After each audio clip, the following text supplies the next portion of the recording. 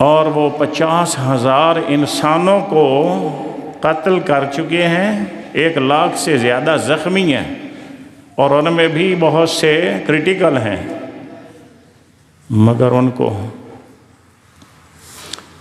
Promote کر رہے ہیں۔ یورپ ان کو پروموٹ کر رہا ہے، جرمنی ان کو پروموٹ کر رہا ہے، فرانس کا صدر پروموٹ کر رہا ہے، برطانوی وزیر اعظم، امریکہ، پورا یورپ ان کے ساتھ ہے، اسرائیل کے ساتھ، قاتلوں کے ساتھ ہے۔ تو یہ ہے تہذیب، مغرب کی تہذیب، جس سے خبردار کیا تھا علامہ اقبال نے۔ یہ وہ تہذیب ہے، جلادوں اور قاتلوں اور ظالموں، خونخواروں، درندوں کی تہذیب۔ بہرحال میں یہ عرض کر رہا تھا کہ احساس ندامت، پشیمانی کا احساس وہ پیدا ہو جائے، یہ سب سے پہلی شرط ہے۔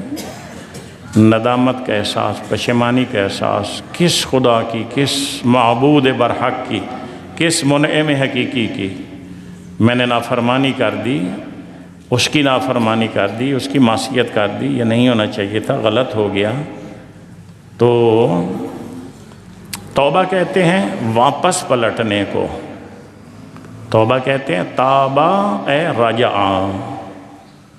توبہ کا معنی کیا ہے؟ واپس آنا۔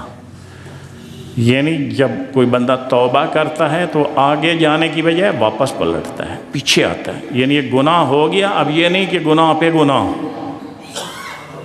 گناہ ہوا، احساس ہوا، فوراً معافی مانگی، آنسو ندامت کے بہائے، سجدے کیے، اس کی بارگاہ میں اخلاص کے ساتھ حاضر ہوا، اور پھر اللہ کہتا ہے من یغفر الذنوب الا اللہ، اللہ کے علاوہ کون ہے گناہ بخشنے والا؟